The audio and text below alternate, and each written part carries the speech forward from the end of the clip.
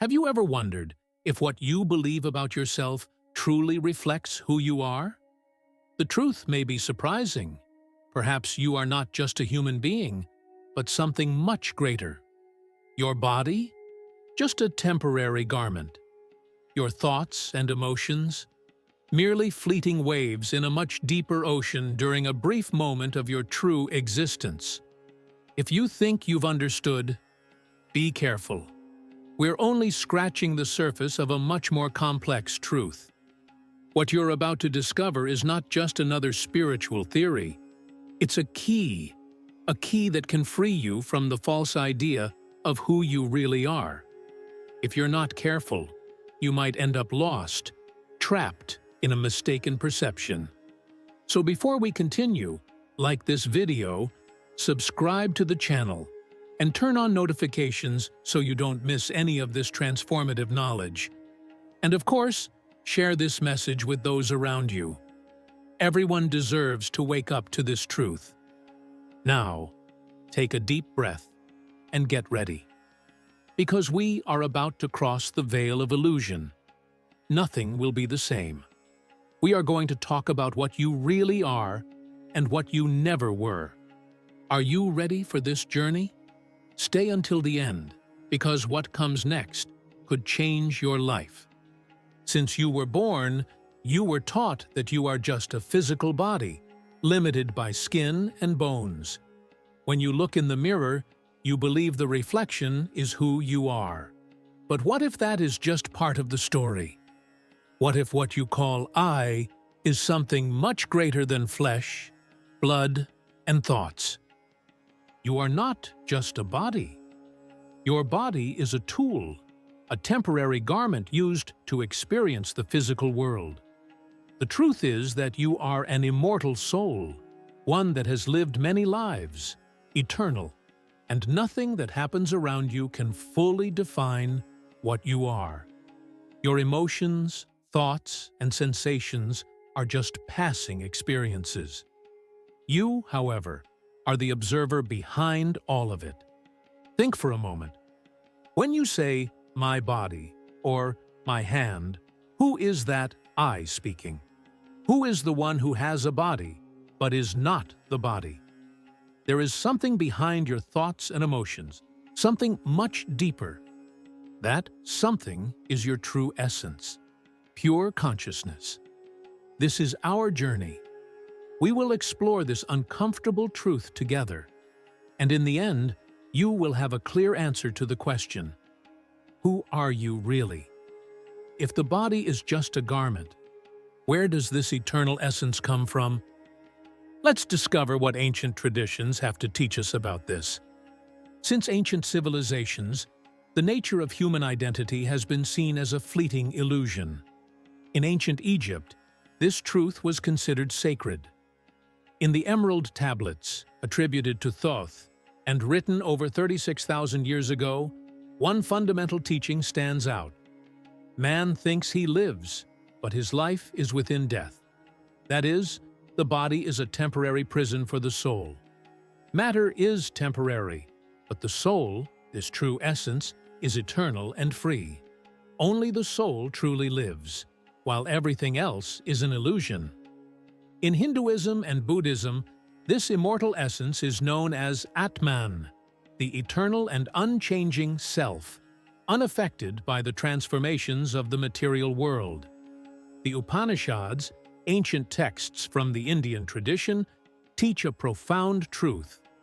Tat Tvam Asi, which means, "Thou art that."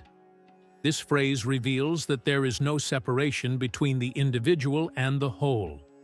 The consciousness that exists within you is the same that permeates the entire universe.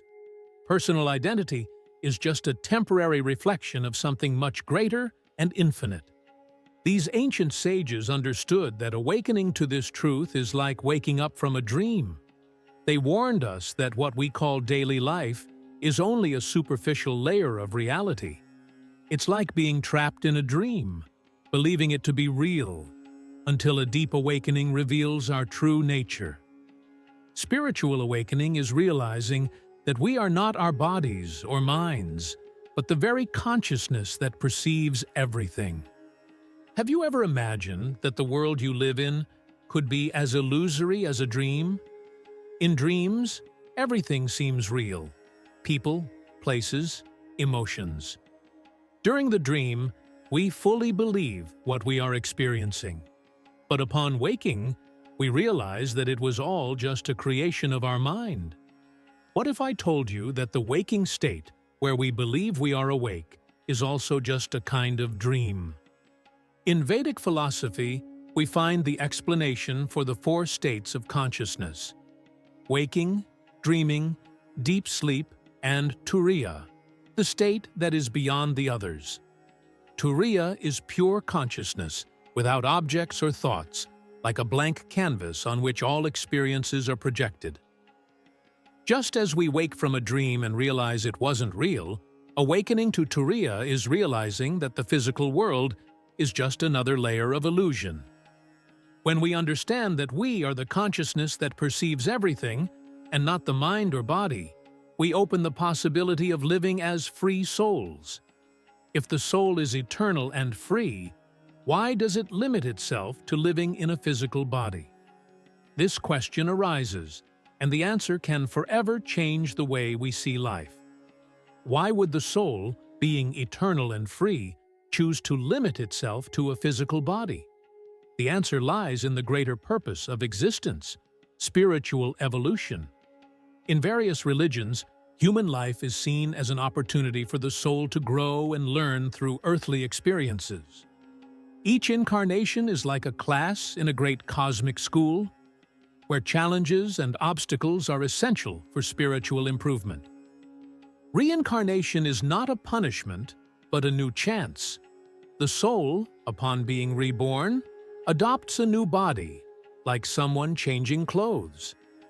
As written in the Bhagavad Gita, the soul leaves worn-out bodies to take on new ones in a continuous cycle of evolution. Life offers both grand and mundane situations for the soul to grow in strength, wisdom, and compassion. True learning often happens in the small challenges of daily life. Every emotion, every difficulty, is an opportunity for spiritual evolution, even if we don't always realize it right away. Life's struggles work as exercises that strengthen the soul, just as resistance strengthens muscles. The soul not only goes through this process of growth during life, but also reflects and plans between incarnations. After each life, it reviews the lessons learned and considers future challenges, carefully chosen to foster further growth. Some traditions, like Tibetan Buddhism, teach that the soul can consciously choose its next destination based on its spiritual needs. This cycle of rebirths and learning is a continuous process, where the soul not only evolves individually, but contributes to the spiritual development of the entire cosmos. In the journey after death, the soul passes through a phase known as the bardo state, where it has the freedom to explore other dimensions and face the consequences of its past choices. Each incarnation is like a carefully selected mission, with the aim of correcting mistakes, gaining wisdom, and evolving spiritually. The soul is always in constant learning, and understanding how these multiple lives connect is essential to grasping our multidimensional nature. The soul, contrary to what many think, is not a simple entity. It operates on different levels of existence at the same time. Ancient civilizations, like the Egyptians, already understood this complexity.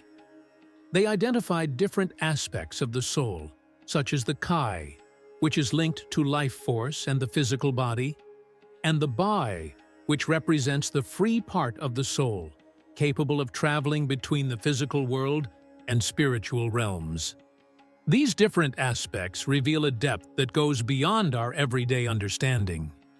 This view of the soul is also shared by other traditions around the world. Taoists, for example, speak of the Hun and Po, which represent, respectively, the celestial spirit and earthly energy. Meanwhile, the Norse believed in the existence of a guardian spirit that accompanies the individual throughout life. In all these cultures, the soul is seen as an entity in constant motion, capable of interacting with both the physical and spiritual simultaneously. In Kabbalah, for instance, the soul is divided into different levels, from the nefesh, more connected to the body and emotions, to the neshama, which is in direct communion with the divine. Each level has a specific function, like being both the protagonist and the observer of a dream at the same time. This complexity reveals that we are beings of light and consciousness, capable of navigating different realities and dimensions. But how do we live this spiritual reality while incarnated? The first step is to understand that the body is just a temporary tool. It doesn't define who you really are.